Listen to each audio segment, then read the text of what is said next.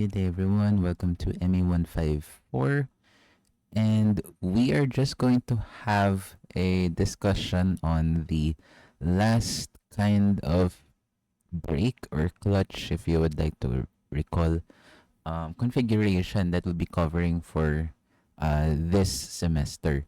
So this will involve further elaboration on the external shoe brakes and a new foray into the internal shoe brake as well. But before then, okay, so I got you spoiled. We do have some formula corrections. I should have added these corrections. These are the highlighted boxes. There are some very important corrections, and they might affect how the results play out. So we have a correction for the normal moment in our external shoe brake, and we also have a correction in the self-energized vertical reaction at the hinges. So please keep that in mind. Now, our goal for today is to examine different configurations of shoe brakes. So that includes the two shoe brakes that we'll be looking at, and also solving for very important parameters involving the shoe brakes. Now, as for the external, we didn't have an example from last time. So here's an example now. So if you would like to review, you can just take in the geometry and the measurements involved in this shoe brake. Now, if you would like to pay attention, this doesn't look like a shoe brake from the last week. However, it is. Technically, it is, but it's just configured differently. Now, even though the lever is not very conforming to the shape of the drum, it is still functioning as a shoe brake. So essentially, it's just a lever, and there is a block that functions as the contact to the drum.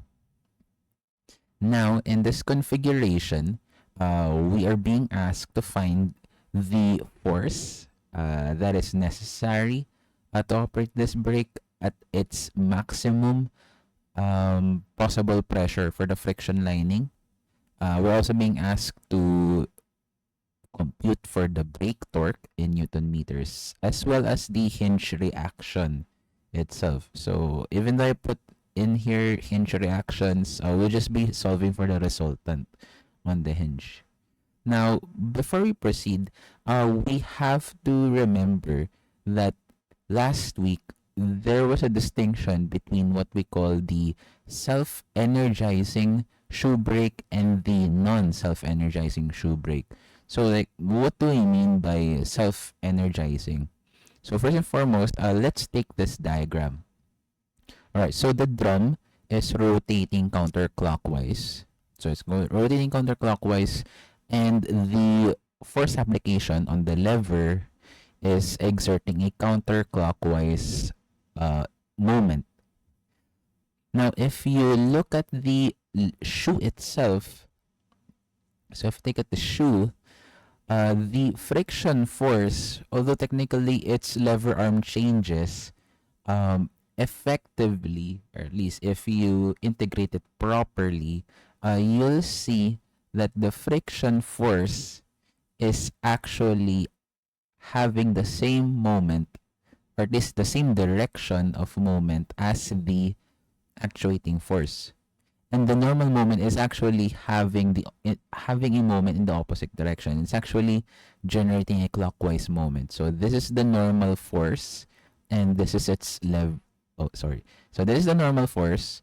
This is its lever arm, and it is acting in the clockwise direction, which is in the opposite direction of the effective friction moment, which is acting in this direction. Counterclockwise, the same as the actuating or the activating force. Now, when you have two opposing moments for the normal force and the friction force, you'll get what we call the self-energizing shoe. So here are the lever arms of the friction force and the normal the normal moment and the friction moment, rather.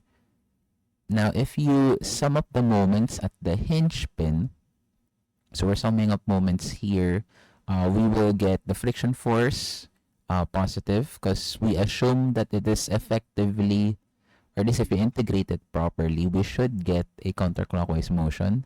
For the normal force, we're assuming that it will be clockwise, and for the activating forces moment, it is counterclockwise. So we'll get this summation. And if you perform the integration properly, we'll arrive at this equation. Hence, our force, or rather our shoe, is actually self-energizing. So is there a shortcut? Like, is there a way of figuring out whether the shoe is self-energized or not just by looking at it? Like, you don't have to go. Essentially, is there some way where you don't have to go through all of this? There is, but you have to be very imaginative about it. So, for example, okay, so here we have our drum. It's rotating counterclockwise. And if you think about it, if this drum rotates counterclockwise and the shoe is being impressed in this direction, the friction force is actually pushing the shoe in this direction. So it's rotating here. Now, if you observe, this force is also rotating in this direction. Hence, essentially, if the drum rotates here, it's actually helping the force or helping the shoe stay on. So it's acting essentially in the same direction. So that is kind of like a general intuitive way, at least for external shoe brakes, in figuring out if it's self-energized or not. All right, so that is step 0. So the first thing that we should do is to establish the very important geometry. Because if we look at this diagram, we don't have all the geometry properties that we need right at the bat, but we can compute for them. So let's start computing for them now. So we'll just leave our lever arms for the next few steps. But first, we need to get our radius, the drum radius, which is 150. Next is we need to get the lever arm of the force itself. And that is actually easy to obtain. It's just these two dimensions, 200 mm plus 300 mm. And we also need to get the shortest distance between the drum shaft center and the hinge pin. So if you recall from last week, this is very important because not only is this distance very important in the calculation of the lever arm, as you can see here, it is labeled A in our brake geometry. Not only that, but it also serves as the zero angle or the reference angle from which we will measure the contact of the shoe to the brake. So it's very important. Now, if you do this, in order to calculate for A, you just take the hypotenuse of this vertical distance here and then this horizontal distance here. So it's quite easy. And we're lucky because it comes up to a very neat whole number. Now, okay, so that's with the length dimensions. Now we're going to go for the angles.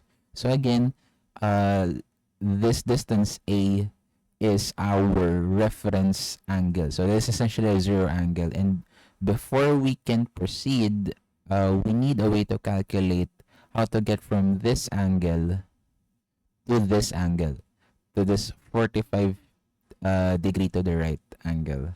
So we can just write 45 as our theta 1. Of course not. We have to start from this line.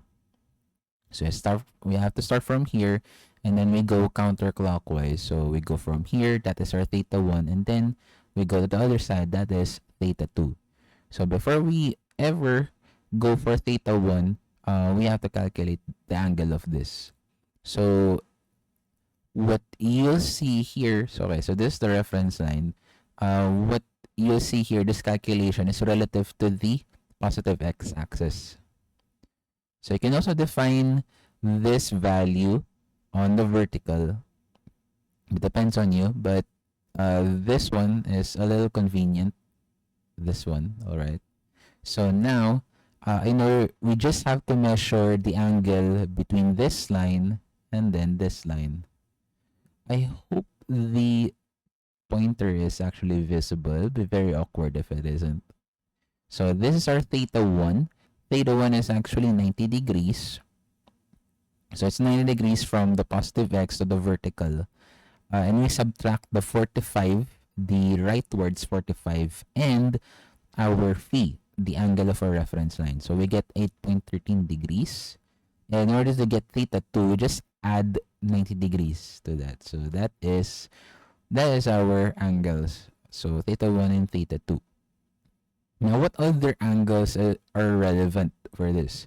So if we recall, for shoe brakes, our pressure distribution is actually sinusoidal over the surface of the shoe. And there is a marker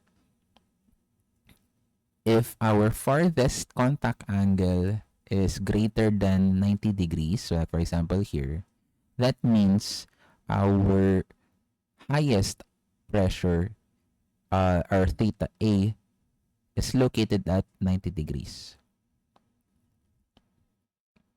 Now, what is the general rule if, let's say, okay, so,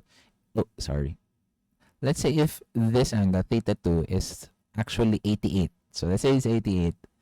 If our angle is 88, then it's less than 90 degrees. Our highest pressure is located at 88 degrees. So that's it. But if it's 98 degrees or 100 or 110, our highest pressure location is at 90 degrees. It's automatic. All right, so let's move on. So we will start filling in the rest. So here is where we have the convenience of our formulas. So if from last week, we did have some shortcut expressions. Like for example, here we have nondescript coefficient A and nondescript coefficient B. So these are the definitions, and they're basically just closed integrals. So you just perform integral calculus on this. Actually, you don't even have to derive the forms. You just have to perform the very last step for a finite integral problem. So by inputting theta 1 and theta 2, you should get these values. Now, where would these be useful first? These will be useful for getting the moments induced by the force and induced by the forces, the friction and the normal force. So this is the formula for the friction moment. However, as you can see here, it's kind of a little unwieldy. So we can break this formula down step by step.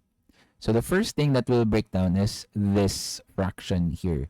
This fraction shows up a lot for shoe brakes, and we can just define that. So in your solution, you can actually just solve that fraction, PABR over sine theta A, immediately. And for our case, that is 4,500 newtons. So I'm going to save that. And then we look at this integral part of our problem. This doesn't have a shortcut, but we can expand this. As you can see here, the second term, sine theta cosine theta, is actually corresponding to our nondescript coefficient A. Now this one, the leftwards, the first integral, finite integral, is actually easy. So it's just this. So it's just negative cosine theta evaluated from theta 1 to theta 2, which gives you this. So this one is now our more pristine moment, friction moment term multiplied by PABR over sine theta A. And if you do the calculations, you should get this value, 67 Newton meters. For the normal moment, it's just this one. And just be wary about this because this fraction is this one times letter A. Times letter A. So be wary of that. And this one is our nondescript coefficient B. And by computing properly, you should get this one. Oh, it's very big. So in order to get a sense of whether you're going in the right direction, normally the moment from the normal force is actually quite big compared to the friction force. So that if you compute for the activating force, usually it's still positive in this particularly defined direction. So you just pull out the formula for the force for a self-energizing brake, and that is it. Alright, so let's move on to the torque. The torque also has its own formula. It's just this, and you can just substitute, you'll get this value for the torque. Now, there is something with the hinge reactions, because the formula for the hinge reactions only works if the forces, or rather the components of the activating force, are decomposed according to the axis or the coordinates or the axis of the hinge reactions themselves. So as a pointer, the quote-unquote horizontal reaction force on the hinge pin, it is aligned to the reference line, the shortest distance between the two centers. So this line is actually where the horizontal reaction line lies in. So it's kind of weird. It's called horizontal, but it's horizontal according to the reference line. And likewise, the vertical reaction force is perpendicular to the horizontal reaction. One thing to note, the horizontal reaction force, the positive direction for this, for external shoe brakes at least, is inward towards the center. Right? So for internal shoe brakes, that will change, that will flip. But for external shoe brakes, it's usually in this direction, inward. So you have to decompose the activating force. And normally, at least for this configuration, you can kind of see that if you apply this coordinate, you kind of get in an angle that is identical to the angle of the reference line to the positive x-axis. Now, will this be applicable always? Probably not. You just have to get really good with geometry in this case. So for our case, it's kind of easy. So our f of x here is actually the sine of phi, and our fy is cosine. Now, having those, you can now officially access your reaction components.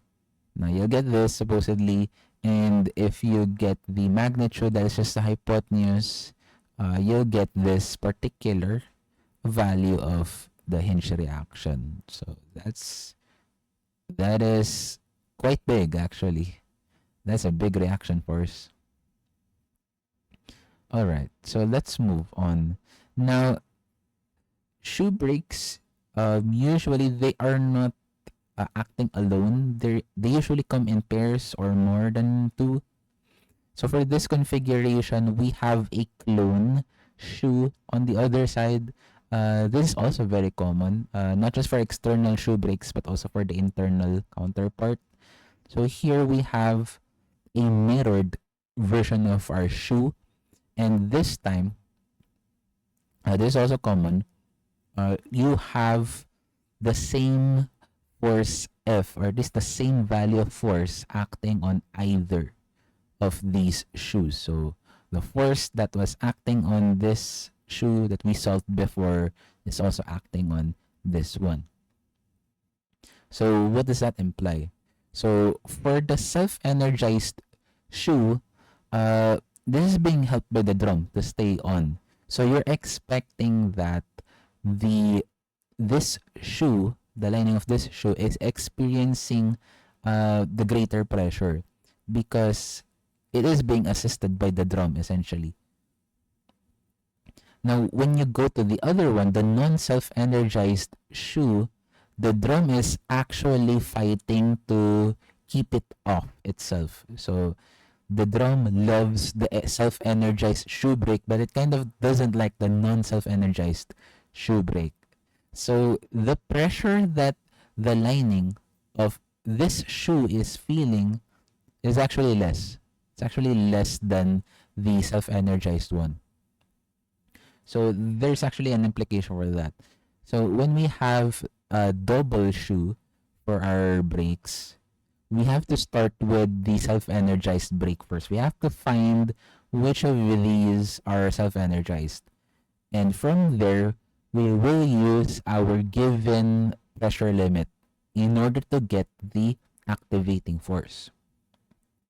Now, this activating force is also applied to the non-self-energized version, but this time we work backwards. So from the moment equation, we express our moments in terms of the actuating pressure.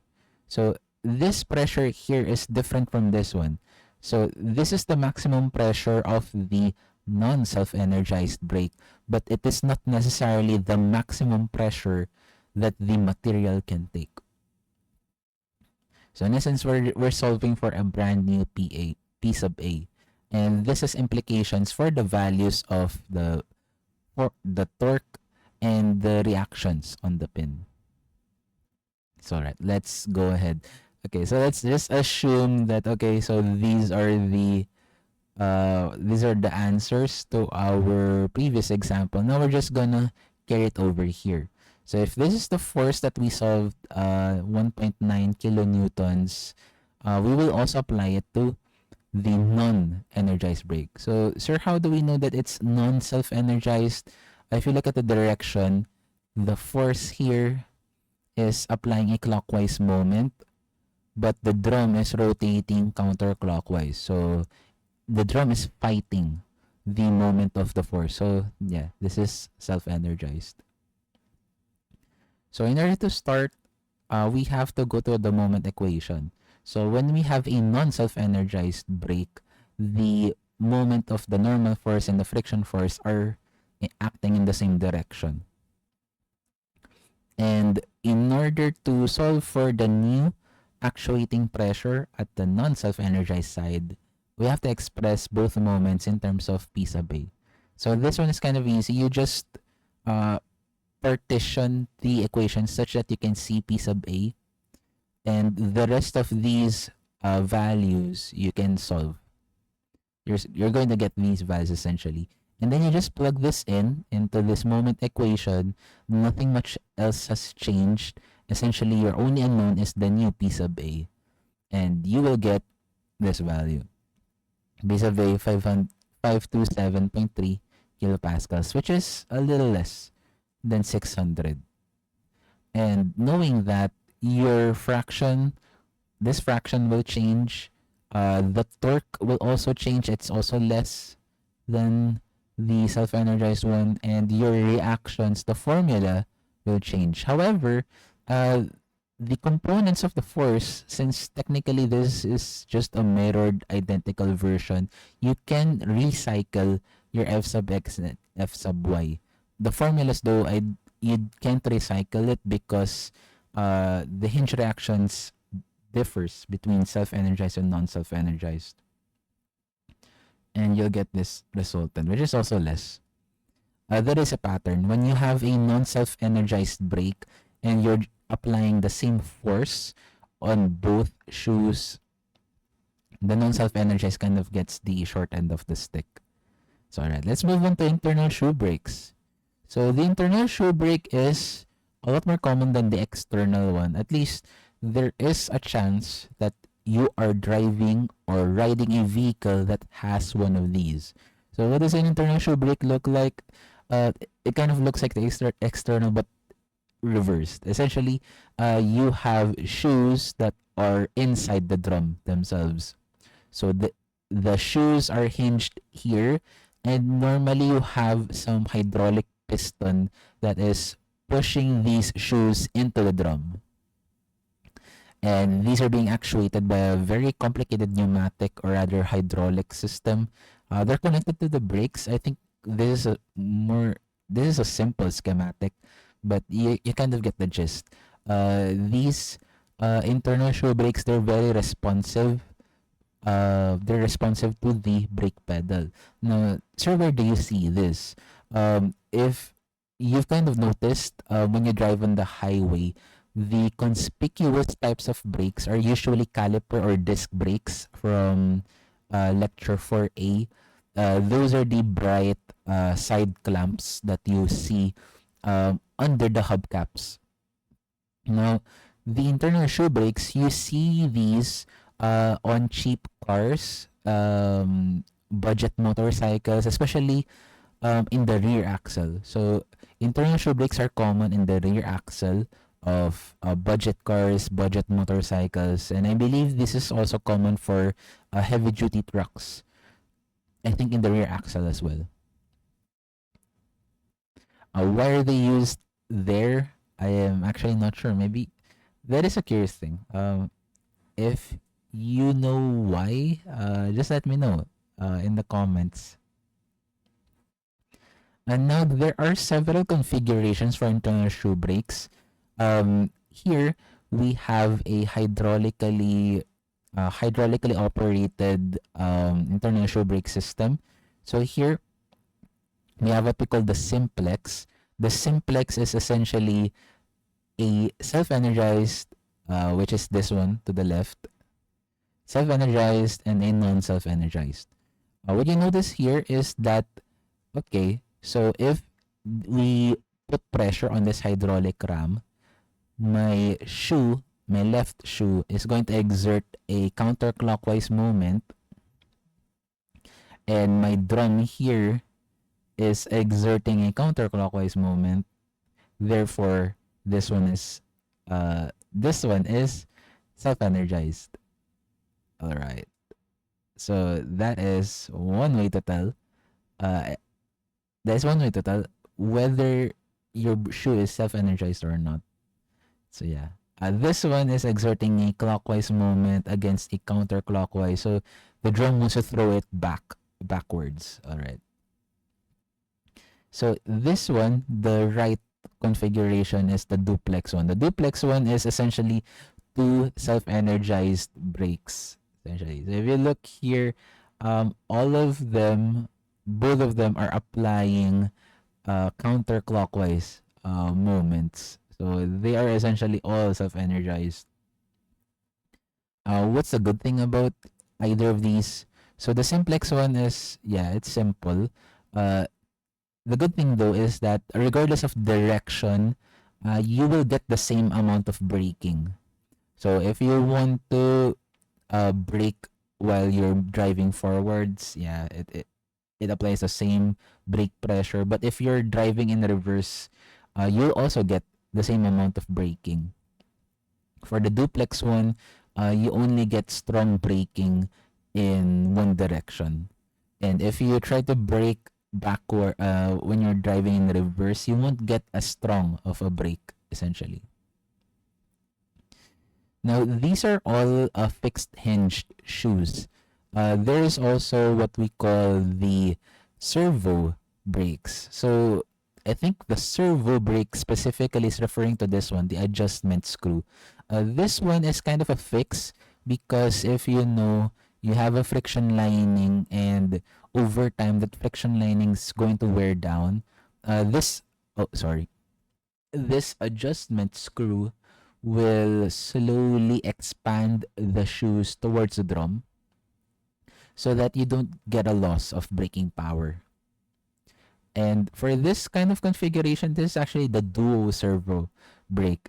So for duo servo, it's usually the hydraulic piston that's pinned in the middle. So these blue circular things, these aren't pins fixed to the frame. There's a hidden pin here behind the piston.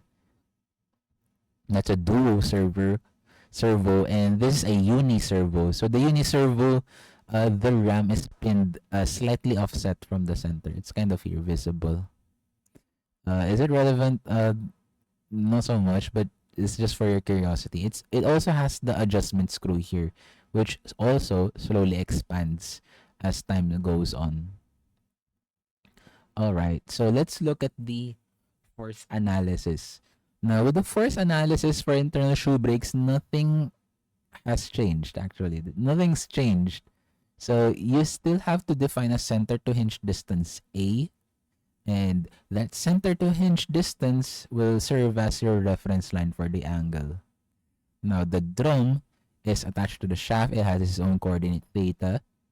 Yeah, it has its drum radius. Now, this is important, especially if you're combining internal and external shoe brakes. The radius that the internal shoe brake feels is going to be the internal radius, not the external. Now, the shoe also has its own coordinate, but will not actually access it much. Again, you have your actuating force, and it's acting with a particular lever arm C. You have your shoe angle phi. We won't be using it that much, and we have our shoe lining. Our shoe lining, according to the drum coordinates, it's going to start at theta 1 and then end at theta 2. Now, the analogies for the pressure distribution stays the same. Same rules. If your shoe lining does not extend beyond 90 degrees, the the end angle theta 2 becomes the source of maximum pressure. But if your shoe exceeds 90 degrees of coverage, or rather exceeds the 90-degree point of your reference coordinate system, then 90 degrees is your peak pressure. Still the same. And you still have the same definitions of differential normal force. And your friction moment here hasn't changed actually. It's still the same. As well as your normal moment is still the same. But for this round, what you notice here is that this is essentially the same shoe shape that we used for the external one, but this time our actuating force is actually exerting a clockwise moment, and our rotation is still a clockwise moment.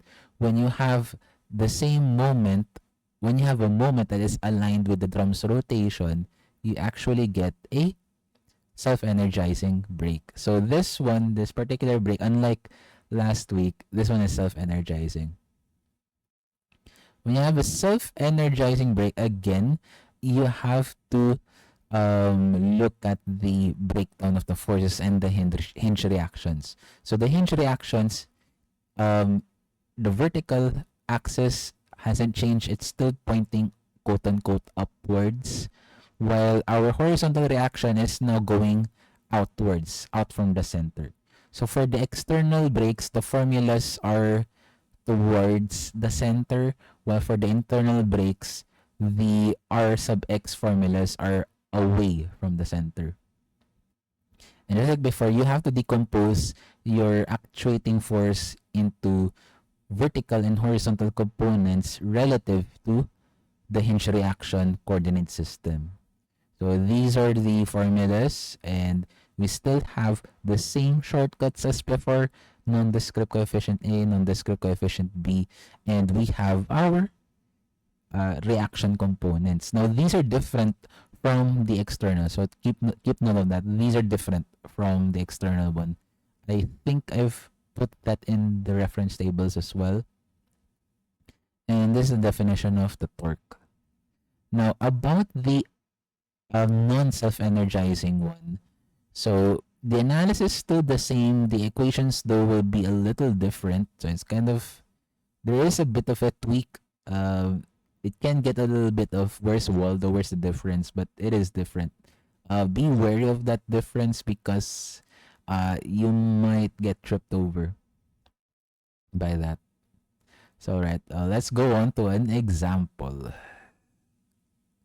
All right. So this is actually from Shigley, example 16.2. So you have, again, mirrored shoe brakes. your drum is rotating clockwise, and if you can imagine, there is a hydraulic piston here that is applying the same force outwards. So it's forcing the shoe uh, into the drum or onto the drum with the same force. Now, all right, so you have these properties, and the friction lining has a friction factor of 0.32 and a pressure limit of 1 megapascal.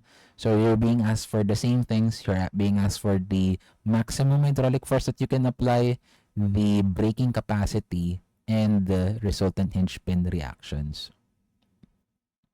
All right, so where do we start?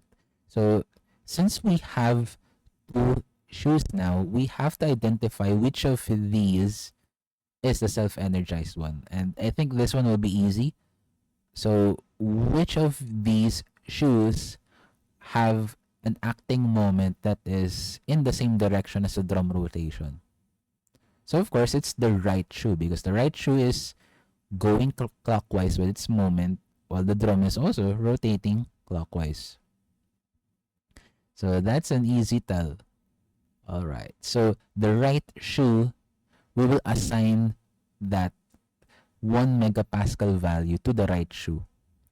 Now, after we solve for the actuating force, we will go back to our left shoe, which is non-self-energized. But for now, let's start with the lever arms and angles. So this one is easy. R is equal to 150 mm. Our lever arm for the force is this 100 and 112 combined. Now for our center to center distance, that is 50. 50 is one leg and 112 is the other. So we have, oh, this is a wrong value. This is 112 point something mm. So sorry about that. So it's 112.3 something. Don't worry, the calculations for the following properties are correct. I just forgot to change this one. All right. So let's get our reference angle. So our reference angle is this is, oh, this is also wrong. This is 50,112. I forgot to change again. So that is around 24. So yeah, this is around 24. Now, what is our theta 1? So if you notice here, our theta 1 is actually 0. Theta 1 is actually 0. If you look at the figure, the center to center line is also where the friction lining starts.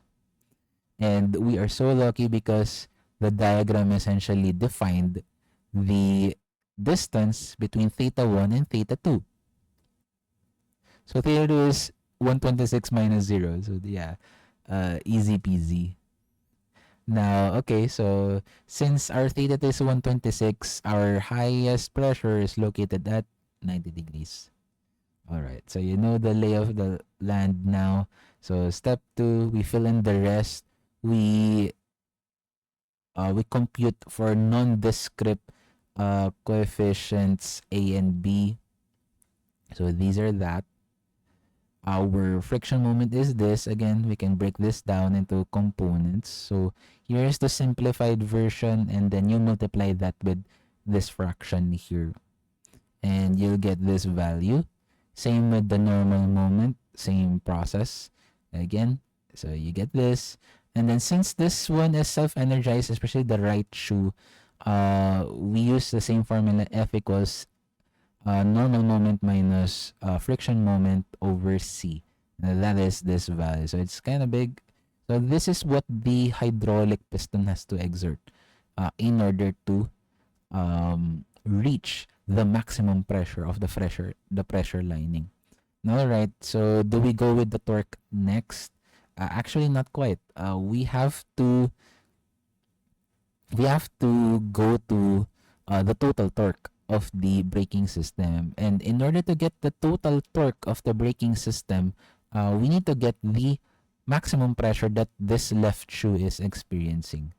So at this point, we have to recall that, okay, so this is the formula for a non-self-energized brake. We have to express the normal and the friction moments as functions of the actuating pressure. So these are that. So we go back to this form again. We solve for those, and then we solve for P sub A. So this one is the maximum pressure that the left shoe is feeling. This is much, much less than the 1 megapascal pressure of the right hand shoe. Alright, so get a total braking torque. So this is the formula for torque. We use our previous fraction values for the self-energized one. So we get this torque from the right shoe, and we do the same for the left shoe. But keep in mind that our P sub A is now different for the left shoe. So it's kind of like this. Our fraction now is different, so our torque is also different. It's much less.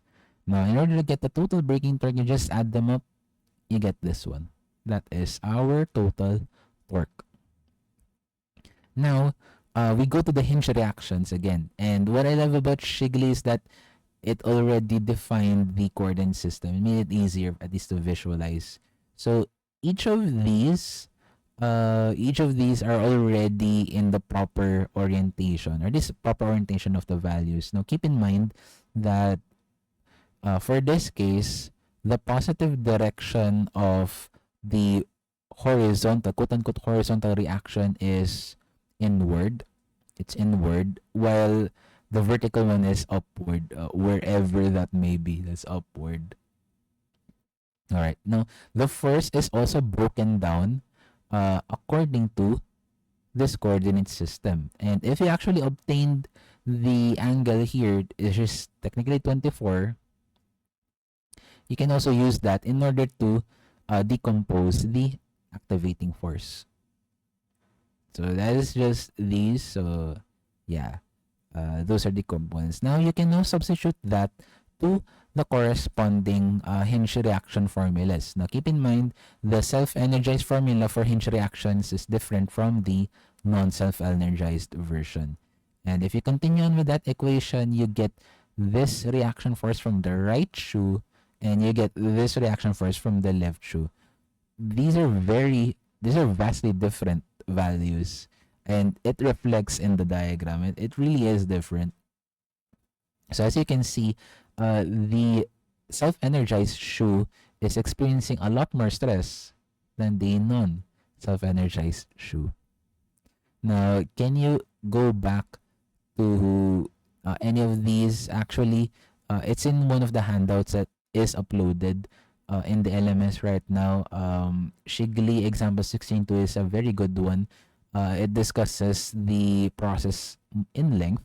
So if you kind of still don't get it, you can go to that handout in order to understand it more. And that's basically it. This is the end of our LE2 coverage. We will still be going back to friction elements, particularly the concepts that we missed out on. So we're done with the configurations, but we have to explain a little more about friction elements. But that will be for LE3. And that is it. Thank you so much.